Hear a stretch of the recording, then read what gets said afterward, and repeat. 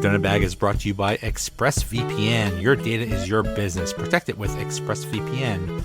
For 3 extra months free with a 1-year package, go to the link listed in my Twitter profile. My goodness, this past Monday night, I think it was one of the greatest sports moments in Pittsburgh history. Not just Pirates or Penguins or Steelers or anything. I think it was so unique, and I think we'll remember it for decades. What do you guys think? I know I will. I know I will. Yeah, you guys can speak to that better because I've never lived. I'm not a true Yinzer anyway. So I don't know about all the other, the hockey and the baseball. But yeah, I mean, I can just imagine. I can imagine why it would be, because it was just phenomenal. I mean, it was just such a nice, just touching moment in time that, like you said, it's going to be etched in our memories forever. Like, we're never going to forget it. It's going to be awesome. And it was awesome. And it's just so unique because we've had, the Steelers have had dozens of legends and Hall of Fame players, but to have a situation where it's the end, it's the last time, for whatever reason, it just hasn't happened before, really. I can't think of another another Steeler that has had this situation where it's like, it's the end. And, usually it's either it didn't end well, like with Troy Polamalu and Heinz Ward, or you don't know it's the end because it's like, well, we'll play in the playoffs or something like that. This was so unique. I don't know if I hope it happens with Cam Hayward whenever he decides to hang it up. I saw your tweet about that, and I totally agree. Hope. I mean, he deserves that same energy 100%. I forgot what I was going to say. I know what I was going to say. Was that I felt like last year people were already talking about, we're talking about, was Ben going to retire at the end of the season? That conversation kept coming up last year. And then there was that horrible last game where he and Bouncy were crying and they were on the bench and it was so heartbreaking and people were waiting, I think, for this retirement announcement. And I felt like in a big way when he came back for the team, but he also came back for the fans. I mean, people wanted him back, and I felt like he came back and gave us this one more season. Do you know what I mean? And so it felt even extra special to me than if that had been our last memory of Ben. That would have been a terrible. Can you imagine those are your last memories? It would have been terrible. I know we still have another game and maybe more. I think that very game was reason enough for him to come back, to be honest with you. I mean, I know that wasn't why. I'm sure it played a little bit into it, but it's like, God, that was a horrible game. And then they went and showed on Monday night, they went and showed the crying and the whole thing again. And I'm like, oh man, you had to go back and show that stuff again. I'd almost forgotten about Ben crying on the bench, and now you got to bring it back. Right. And then he comes back to the bench, that very same bench, and he's probably crying again, but for a whole different reason. Right. It was amazing. I cried at the end. That was amazing. I was bawling. And the crowd, my goodness, I don't know if I've ever heard Heinz Field that loud. Were you there? I was not. You were there? You're not? I was not. I wish I was. I was supposed to be. And COVID really messed everything up, and it's unfortunate, but it's what happens right now. But I saw somebody else had tweeted the other day that they've been to so many Browns games. You know what I mean? They've seen the Steelers beat the Browns so many times, both in Cleveland and in Pittsburgh. Do you know what I mean? They've been to all these games. They've been to special games, last players games, and things like that. And I was thinking that I had been to a Super Bowl and some other really important games, playoff games and things like that we weren't supposed to win and did. And I don't remember ever seeing the crowd the way they were on Monday night. Not ever that electric. I mean, you could feel it through your television. Mm-hmm.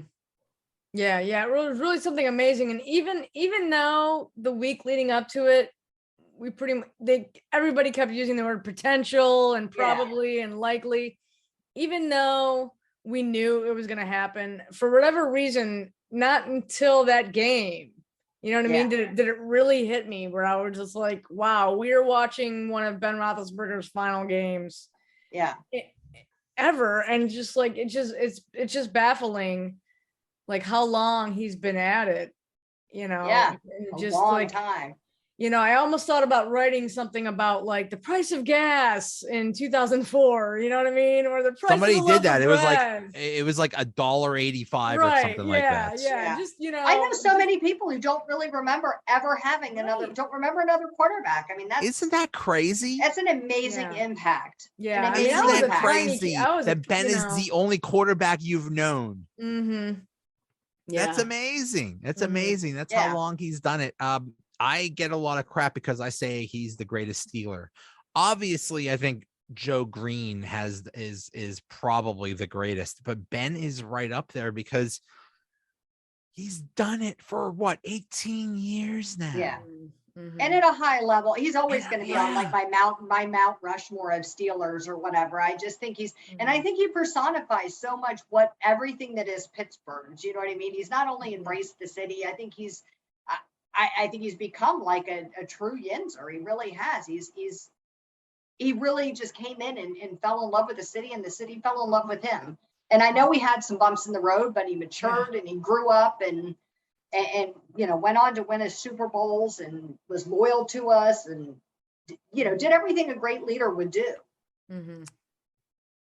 It's just amazing how it all happened with the draft. That was the year of year of Eli Manning and that whole drama where basically he refused to go to the Chargers because the Chargers had the #1 pick, and they took Rivers, and they swapped. They swapped. Yeah, he refused to play for the Chargers, so they engineered a trade to the Giants and all that stuff. Which, by the way, Eli, screw you. Like you don't get to pick where you go. I thought that was pretty much. I mean, I remember watching that. In the grand scheme of things, it didn't matter because they're all 3 Hall of Famers. Oh, I don't know if I'm not sure if Eli, but still, he was really good. But still, from what I understand, Bill Cowher desperately wanted Phillip Rivers. That's who he wanted. Yeah. And you hear different things, but he's like, wow, then he was going to take a linebacker or some crap like that. And Dan Rooney's like, no, you're taking this guy. So but the way it worked out, he was perfect for Pittsburgh. He was. Because he wasn't this he wasn't like Kyler Murray, a little guy running around, or Russell Wilson, or Tom Brady that's a pretty boy or something like that. Ben was maybe the toughest quarterback ever, maybe the strongest quarterback ever. Oh yeah. Mm-hmm. I mean, you look at some of those highlights, and he is like defenders are coming at him, and he's fighting them off. Sometimes he's carrying them.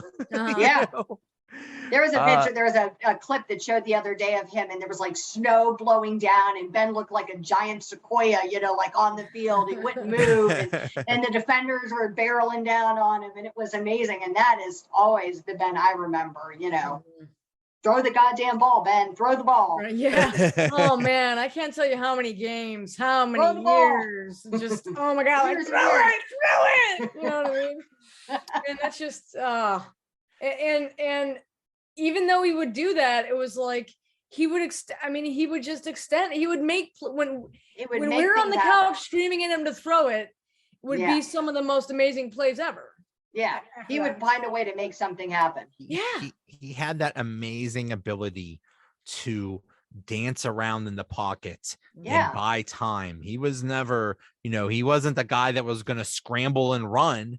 Mm-hmm. He was going to be the guy that just like ran around and just bought time until there was an open receiver, and then he would usually hit it, and it was amazing.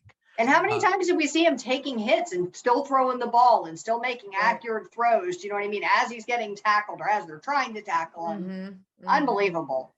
Yeah. There was that time, it was from a training camp, and usually they have they're hitting you with like pads to simulate defenders, and you're supposed to avoid the pads and make the throw. And Ben just takes the pads and just throws them, just picks them up and throws them back. I'm like, it's totally him. It's like I'm not going to avoid these people. I'm either going to fight them or whatever. I'm going to take the hit. You know, and when they changed the offensive coordinator to Todd Haley, and they basically said, you gotta change your style. You can't dance around all the time. You gotta, just throw it. He hated it. He hated Haley, but it extended his career so that he could play 18 years. Because if not, he would have been retired a long time ago. No, they show those posters of like Bionic Ben with all the things he's had replaced and repaired and fixed and cleaned up. And it's crazy. It's like every part of his body. Yeah, and the games that he's played in with the injuries that he's had, I mean, he's had like torn ligaments in his shoulder that he's played with. I mean, we got the broken nose versus the Ravens, whatever year that was.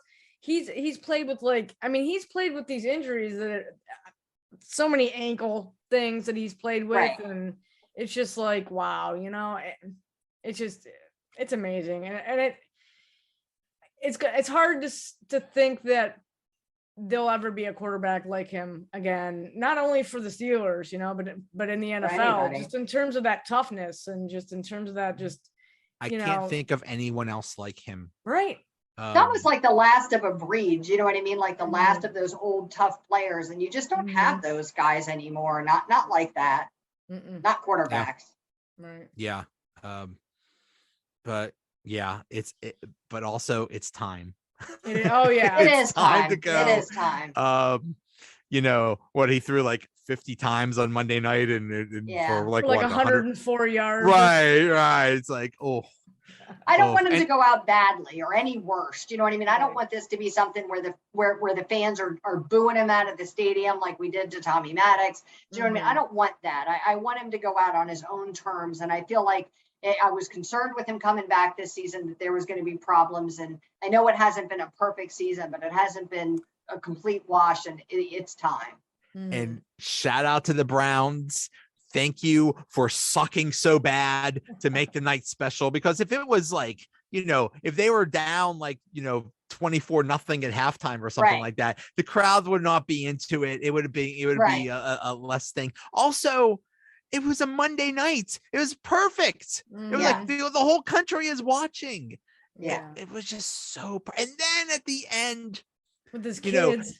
The kids, so cute. So Najee scores the touchdown. It's like, oh, dude, we didn't get Ben for victory formation, and then the defense comes through with an interception. It's like he's getting his one more snap, right? One more snap.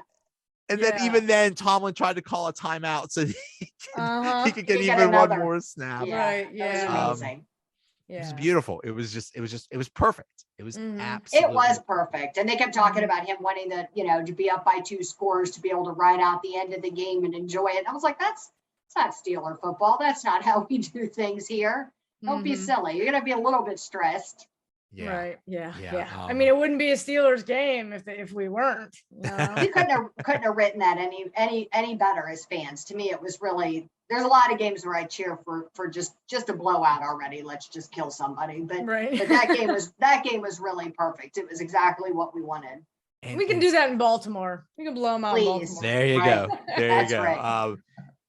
And that it was against the Browns was just chef's so kiss. Mm-hmm. Yeah, exactly. Yeah, and Baker Mayfield is just like stinking it up. Like, oh my gosh. And the fact that the Steelers no. Baker is a really good quarterback, and the Browns need to keep him forever. Oh, give him a 20-year and contract. Yeah. Listen to Don't this. let us steal him.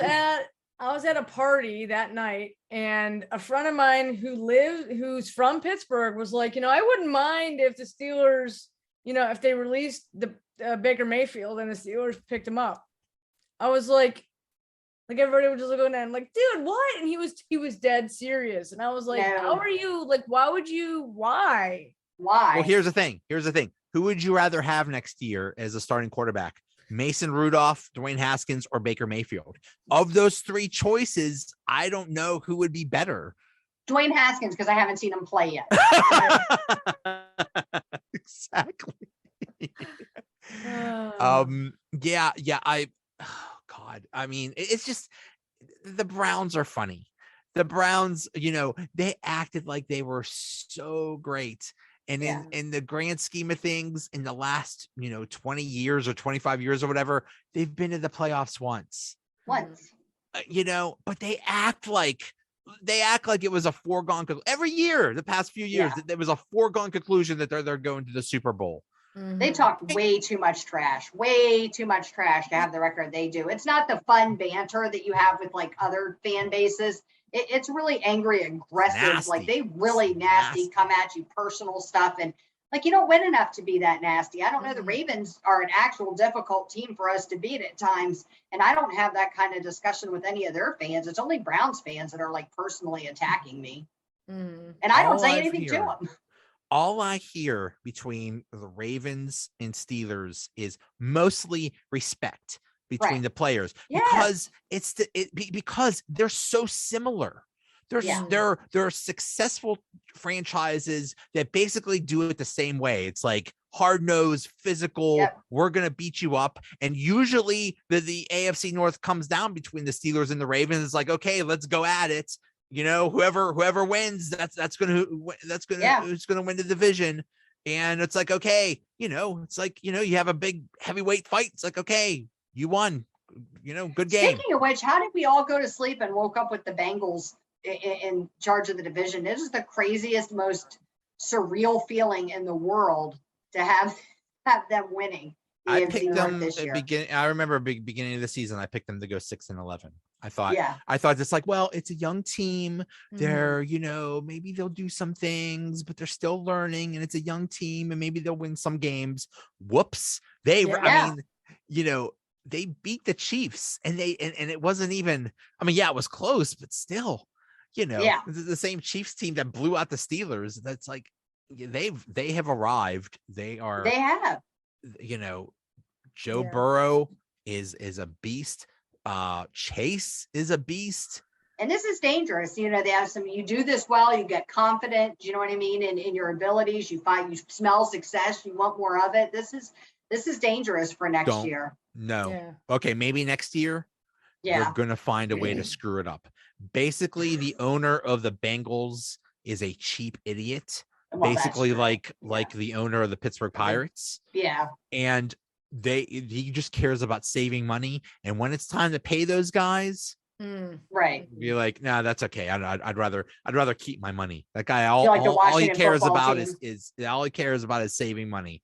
So they'll find a way to screw it up. But still, in the meantime, next couple years, they're gonna win some games. They're gonna be something.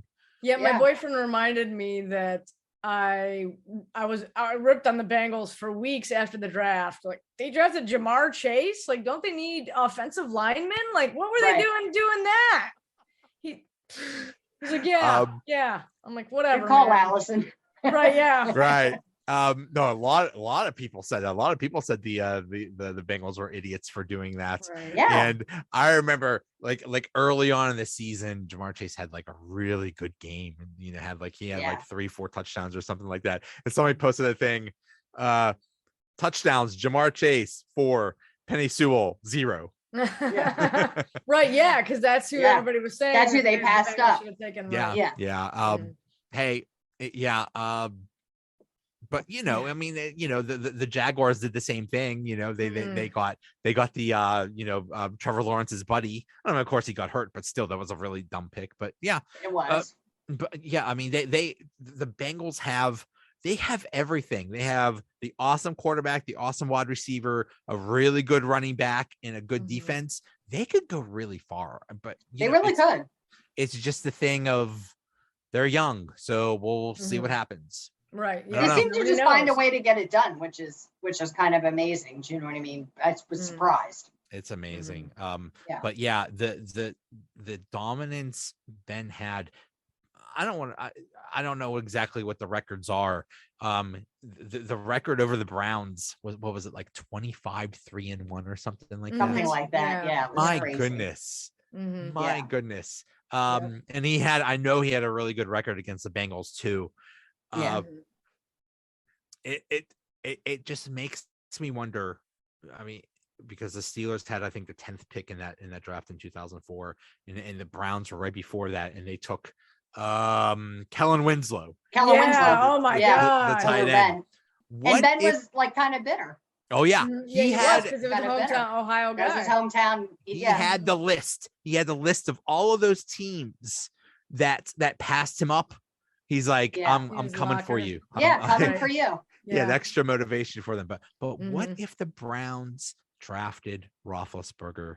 We'd hate Ben, and we would hate. We'd say Ben. all the things about him that they say.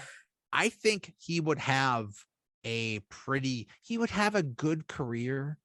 He might not have stayed though, because people don't always stay in Cleveland. You know what I mean? So he may not have been a franchise quarterback. He may have stayed there for a few years and gotten traded somewhere else or gone somewhere else. They would have found a way to screw it up. I'm sure. Yeah. That's true. Yeah. They would not have had the pieces in place. And what if the Steelers did end up with Phillip Rivers? I wonder if there would be as much success. Yeah. I don't know. I mean, Rivers is good too. I don't think so. Yeah. Rivers was good, but he was a different quarterback. I don't know. There was something about Ben and his kind of just his down to earth and his kind of gritty determination that I think appealed to the guys who play for the Steelers a lot of times, like Brett Kiesel and some of those guys. And I think he just earned people's respect. You know what I mean? You didn't hear, not to knock Rivers. I'm not knocking him at all, but you just don't hear those same kind of stories about him and his teammates all the time. Do you know what I mean? I just felt like Ben really earned everybody's respect through hard work. I think he just had some really, some of those Chargers teams were just not that good. Yeah. Right. That's true. There's a lot of turnover out there too. There's been a lot of turnover. Yeah. But who was the best offensive teammate that Ben had throughout his career?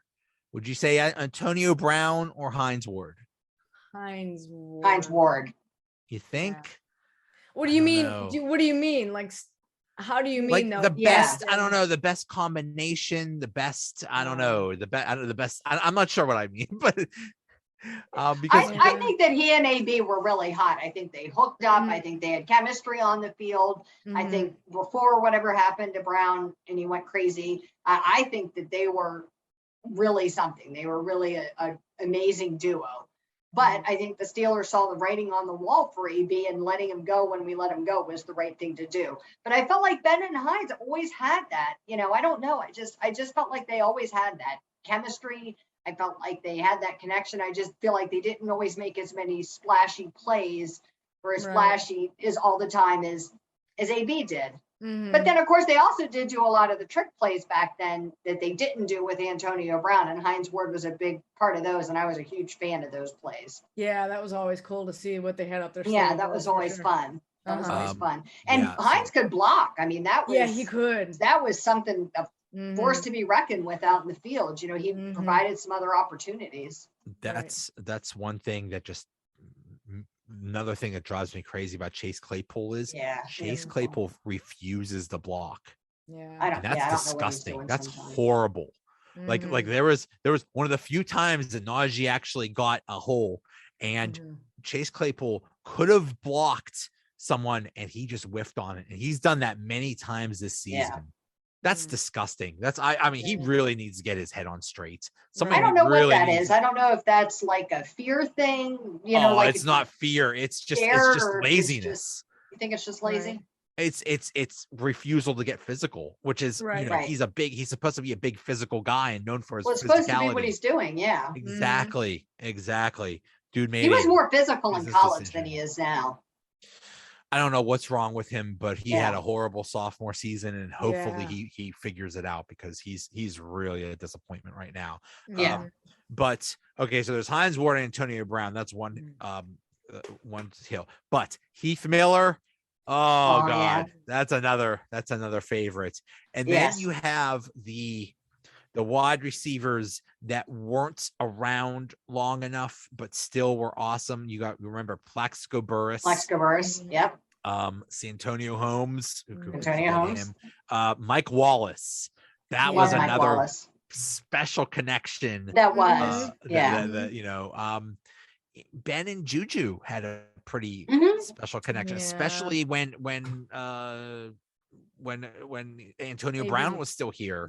He connected with Juju a lot. And Martavis Bryant. Oh God. Oh yeah. So much potential there. And Antoine Randall. There was another, that he was. I even think of like Eli Rogers, I was super bummed when they let him go, or I was too. I was like, man, I thought he could have been like I really thought he could have been something, and they did have a bit of a connection there, but I don't know what happened with that, but he's a classy guy. Ray McLeod is the Eli Rogers of this team. Right. He is. He kind of is. Yeah. He's the everything of this team.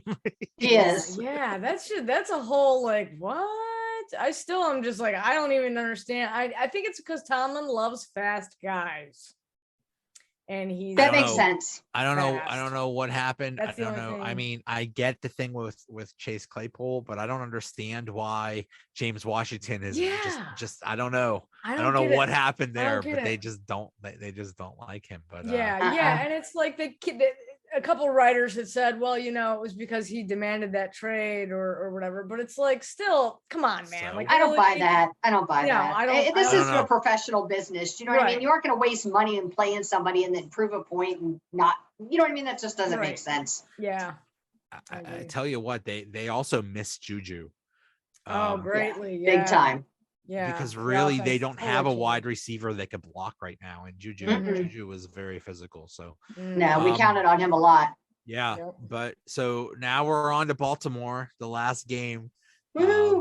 Should be not the last game. Last regular season game. I'm telling you what. Hope is a lie. Okay, here's what's gonna happen. Here's what's gonna happen. I think the Jaguars are either going to beat the Colts or it's going to be a really close game. Yeah. Like they're going to be like the Colts will be that up would be heartbreaking. The Colts are going to be up 22-20 and the Jaguars are driving for a field goal and they go for the field goal and they miss. And that's why the Steelers don't make the playoffs. Are you that would be heartbreaking. Right. What did you give him? Right. Yeah. I don't know, man. I'm telling you, weirder things have happened. Oh, they have. And I hate so much ever that you have any part of your destiny in some other team's hands. That's such a terrible place to be. Although I have to say it feels good to just have any hope at all. But yeah, that's a terrible feeling. Yeah, I don't know. It's all Detroit's feels fault. Different about this year. Usually I'm like, oh, those half games kill you. I just don't want them to go. I don't want them to go to the play. I just don't want them to go. I just don't. Yeah. I'm sorry. I mean, I don't know what I don't know what it is. Let's say no, you're that I totally understand that. Let's say they go to the playoffs. You really think they're gonna beat Cincinnati or Kansas City or Buffalo? No. That's probably why I don't want them to go, because it's like, why go and get all and then not do anything. And not do anything. Yeah. I can see that. I felt that way a little bit last year about it. You never know. Right. You never know. Stranger things have happened. We've had some crazy come from behind wins. I just don't see that. Usually you see the downhill kind of momentum pickup as the end of the season goes on. You know what I mean? Those years that we've made that late season run into the playoffs, well into the playoffs or to the Super Bowl for sure. Yeah. And that season we thought we were going nowhere. And the next thing you know, so stranger things have happened. But we don't have that kind of downhill momentum. We're kind of sputtering along right now. Yeah. And we don't have that. We don't have that kind of team either that we did in 06 or whatever. Whatever that was. We just don't have that kind of magic. You know what I mean? That we had there. So. I mean, the circumstances are totally different, but that's something that happens almost every single year now, that you sputter going into the playoffs, or I'm sorry, you sputter at the end of the season. Yeah. I mean, this whole year is just so weird. The offensive line actually decided to kind of start to play this past game, which is a whole other thing with that offensive line coach. And it's interesting because so you wonder, there's three things that I think sort of played into that, like a minor thing, and it's not even physical. I think it's more they wanted to play for Ben. Yeah. But you look at JC Hassenauer, did a great job. Whatever his name is. And he just, I mean, did a great job. And now I'm looking at the injury report and Kendrick Green is practicing. So, and for whatever reason, I feel like Tomlin, I think if Green is good, he's going to put him back in there at center. And I think that's the wrong I really hope not. I hope not. He really needs to be moved to guard. I've been saying that for weeks and weeks and weeks. And it's not a knock on the kid. I give the kid so much credit to go out there and play week after week in a position that you're not terribly good at, and the fans are beating you up on social media. Do you know what I mean? Yeah. And he's a rookie. I mean, I give the kid like all the credit in the world, but it's the wrong position for him. Center is hard to play. It's not for everybody, and he's proven it's on him. So let's see if Hassenauer's got it. Put him back there. Poor kid, you know what I mean? What do we have to lose? He's had to do on the job training. Yes. He basically just got thrown into the fire, and he did what he for could, a position he didn't even want. Exactly. It wasn't even the it wasn't even the position. Yeah. So but I mean, and Hassenauer is nothing special, but he's better than Green. So right. Yeah. We'll see. That offensive line coordinator, like you said, man, he whipped him into shape in that short period of time that he had, at least from what you can see, from what I saw. I mean, we could end up talking about it and then they go into Baltimore and take a shit. You know what I mean? Who knows? But I mean, they clearly looked like, I mean, Najee had his best 188 yards. Best game. Whoa, and the Browns awful. It almost doesn't matter what the reason is, though. Is it playing for Ben? Is it the change of position? Is it the new coach? But like, hey, the light bulbs should have gone on now that like, hey, we can do this and here's the roadmap. So, I mean, maybe it doesn't have to be perfect, but the three of us have been saying it all season. To see them improving every week would be nice. And so to see them at least continue this for the last game would be incredible. Yeah. And they've just been the players and the coaches and just been singing. So the offensive line coordinator's nickname is Simo, like his name is Chris Morgan. Yeah, Chris Morgan. They've just been talking about him all week. And I sort of feel like, if he goes into Baltimore and they have a similar type of situation there, he could Tomlin be the offensive line coach. He's not gonna. It's kind of an audition. Right. Yeah. It's if whatever works. What better proof is there than, do you know what I mean? Seeing this kind of like huge turnaround at the end of the year. I don't know that you could get anything that would prove any better than this. Right. Yeah. I mean, in 1 week they have improved. So and Tomlin doesn't go out there and hire guys with names. No. So I mean, why not have Simo as the offensive line coordinator next year? He knows the system, knows the players. A catchy name it goes a long way. Right. That has some weight. All right. Well, let's see whether we make the playoffs or not. Yeah, fingers crossed. Hey, none of us are wearing bags on our heads anymore. No bags. That's I improvement. thought about it, but I was like, you know what? I was gonna make a happy one, and I was like, don't do that. Just be happy. I'm Iron Man this week. Hey, there you go. There you go. All right, guys. Hey, thanks so much. Yep. Thank you. This is awesome. Go Steelers. We'll see. Go Jaguars. Come on. Go Jaguars. Go Jaguars. Yins are in Florida. Do something. Go talk to the guy. Give him a pep talk. Yeah, you and I, LeeAnn, we'll go. We'll drive to Jacksonville. Yins are down there in Florida now. Go down there, talk to them Jags and that. We'll wear all our Steelers gear and go cheer the Jags on. Yeah, there we go. Pep talk. Yep. All right, guys. I'll see you. See ya. Take care.